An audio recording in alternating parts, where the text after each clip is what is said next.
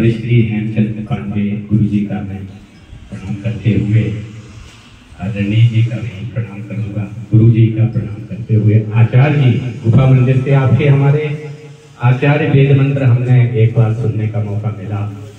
निश्चित तौर पर आप वास्तविक कर्मकांड के क्षेत्र में बहुत बड़े विद्वान हैं। आचार्य राम मोहन जी जैसे कि हमारे वेद भागवत के पंचायत और मरवक हैं, गुरु जी उनके बगल में विराजे हुए हैं। उनके हमारी माताएं भी बैठी हैं, डॉक्टर श्री कटोरी जी भी बैठे हुए हैं, और ज्योतिषाचार्य श्री कृपा शंकर जी उपाध्याय राज ज्योतिषी जी, जो कि देखा जाए कि पूरे भारतवर्ष के ज्योतिष के क्षेत्र में होने वाले सम्मेलन में सहभागिता करते हैं, और ज्योतिष के क्षेत्र में जो उन्होंने कार्य किया है वो हम सबके लिए, हम उनके ऋणी भी हैं। माताएं बैठी हुई हैं, बहनें बैठी हुई हैं, आचार्य बैठी हुई हैं हमारे बीच में। गुरु जी अधूरा शब्द हो जाएगा तो गौतम गुरु जी बोलूंगा तो मुझसे जुड़ जाएगा पंडित जी, ज्योतिषाचार्य CR शर्मा जी, चौरे जी, राव साहब विराजमान है, और देखा जाए तो एक छोटी बहन भी अभी संचालन में आई है, इनका भी मैं हृदय से आभारी हूँ। अब मैं दो ज्योतिषाचार्य और आचार्य हैं, एक तो तंत्राचार्य हैं जो कि रजनी निखिल जी हैं। इन्होंने भी भारत में ज्योतिष के क्षेत्र में, खासतौर पर हमारे राजधानी के ज्योतिष सम्मेलनों में जो सहयोग करती हैं, जगह जगह जो संगोष्ठियां आयोजित की जाती हैं, उससे ज्योतिष का मान बढ़ता है। गीता नारायण जी, गीतू नारायण जी हैं, और सबसे बड़ी चीज हमारे जो ज्योतिष सम्मेलन में बागमारे जी का विशेष योगदान रहता है। आज से नहीं, पूरे ज्योतिष सम्मेलनों में आपने सहभागिता निभाई, और सबसे सरल बात यह है कि आज तक आपने किसी मान सम्मान और पद प्रतिष्ठा की बहुत ईमानदारी से, इसलिए मैं चाहता हूं कि इनके लिए जोरदार तालियां। सभी आदरणीय ज्योतिषाचार्य जी, सैजा जी, सभी लोग विराजमान हैं यहाँ पे। सभी को तो मैं बोल ही दिया है, और बस ज्यादा कुछ नहीं बोलूंगा। आप हमसे अपना तो नहीं सुनना चाहते हैं, मैं कुछ अपना भी बता दूं, क्योंकि प्रश्नोत्तरी आपने बोला है तो मैं उसका जवाब देने के लिए भी तैयार हूं। जिन लोगों ने भागवत की कथाओं का पान कर लिया है, उनको अन्य रसवा अन्य कथाएं फीकी लगती है। निगम कल्प करो और कलिकम फलम सुख मुखादिमृतम पिबत भागवतम रसमालयम मोहरहो रस का भगवान। व्यास और सुखदेव जी से निकली हुई ये वेदों की वाणी, जब जो लोग अमृत के समान चख लेते हैं, उनको हमारी अन्य छोटी कथाएं फीकी लगती है। यहाँ पर बहुत बड़े बड़े विद्वान अपने अपने विषय के विशेषज्ञ बैठे हुए हैं। जरूरी नहीं कि हम पंचांग कर रहे हैं, 2 का 2 4 करते हैं तो हम ज्यादा, एक क्षेत्र है हमारा। हो सकता है हम विवाह के बारे में ना जानते, हो सकता है गुरु जी हमसे ज्यादा जानते हो, राव साहब और ज्यादा जानते हो, शैलजा जी और ज्यादा जानते हो सकता है ज्योतिष और तंत्र को जोड़ने वाली रजनी निखिल ज्यादा जानती हो, ऐसा नहीं है। राज ज्योतिषी बैठे हैं, जब छोटे मोटे ज्योतिषियों से काम नहीं चलता है, राजाओं महाराजाओं की जब बारी आती है तो राज ज्योतिषियों को, क्योंकि उनकी समस्याएं भी बड़ी होती हैं, तो बड़े दिमाग के ज्योतिषाचार्यों को भी बुलाया जाता है। और जब इनसे भी काम नहीं चलता है, बड़े बड़े धर्म और बड़े बड़े धर्मज्ञ की बारी आ जाती है, कहीं विधि विधान छिड़ जाते हैं, तब आदरणीय ऐसे हमारे गुरुदेव हेमचंद पांडे जी जो कि भीष्म पितामह हैं, उनको बुलाया जाता है। और जब सब इन सब से भी काम नहीं चलता है, तो जो खालीपति हैं, गादीपति हैं, इनको बुलाया जाता है। क्योंकि हम लोग पढ़ करके, पत्रा देख करके और गणित करके और उसका विचार करके कुंडली देखते हैं, उनको इन सब चीजों की आवश्यकता नहीं पड़ती।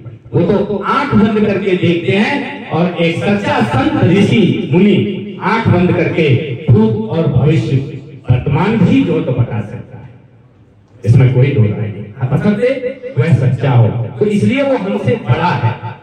बाकी ज्योतिष तो वहां है जिसने 12 सूर्यों का रिसर्च कर लिया है। 12 सूर्य, अभी एक सूर्य के बारे में हम जानते हैं, 12 राशि नवग्रह नक्षत्र, लेकिन 12 विद्येभ्यो नमः। आचार्य जी बैठे हैं, कर्मकांड करते हैं। हमारे शास्त्रों ने पहले ही 12 सूर्यों का वर्णन किया है। अब मैं पंचांग के बारे में थोड़ा सा आपको बता दूं। इस पंचांग में लगभग सारे मुहूर्त वर्णित हैं। विवाह से संबंधित, ईंट भट्टा लगाने का मुहूर्त, छोटे छोटे मुहूर्त से लेकर सभी प्रकार के मुहूर्त इसमें दिए हुए हैं। इस पंचांग की विशेष विशेषता है। दूसरी विशेषता यह है कि पंचांग के पीछे वाले पेज में जो हमने विवाह मुहूर्त दिए हैं वो सभी के लिए बहुत ही ज्यादा उपयोगी है, क्योंकि हमने ज्योतिषियों को ध्यान में रखे, खासतौर पर जो नवीन प्रशिक्षु ज्योतिषी हैं उनको ध्यान में रखे ये विवाह मुहूर्त दिया। अभी तक हमें विवाह नहीं बना पाते थे, संकोच करते थे कब विवाह है कब नहीं है। इसमें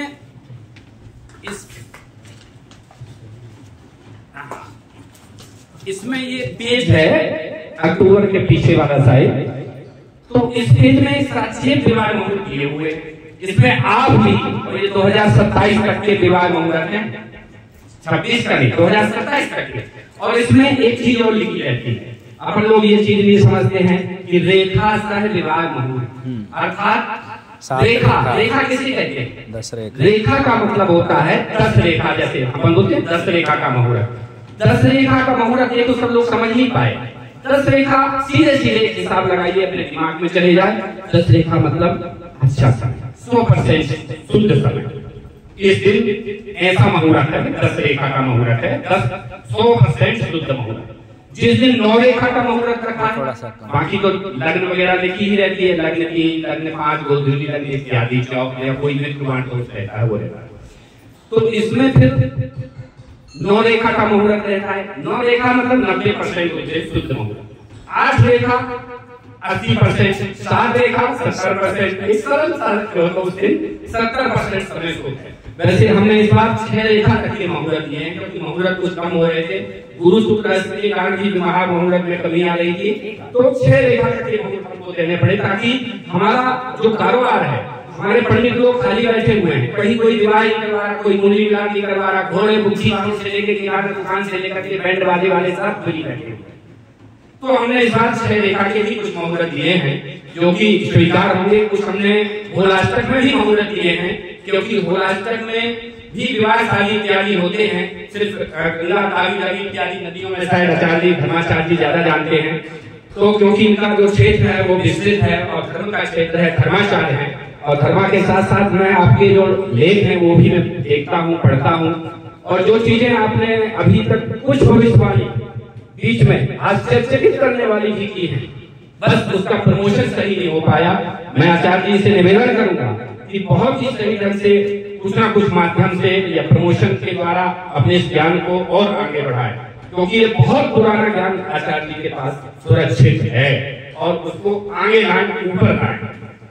गौतम गुरु जी अपना विद्यापीठ चलाते हैं। विद्यार्थियों से मैं निवेदन करूंगा कि गुरु तो बहुत मिल जाएंगे, लेकिन विवेक सिर्फ एक ही मिलेगा, वो आपके पास ही है, दूसरे का विवेक नहीं काम करेगा। इसमें गुरु बहुत मिल जाएंगे, सर ये बताएंगे ये बताएंगे ये बताएंगे, लेकिन विवेक आपको काम करना है। ऐसे विवेक से काम करना है जो चीज आपको लगातार बहुत दिनों तक स्थायी तौर पर बनाएगा, ऐसे उसमें जाना है।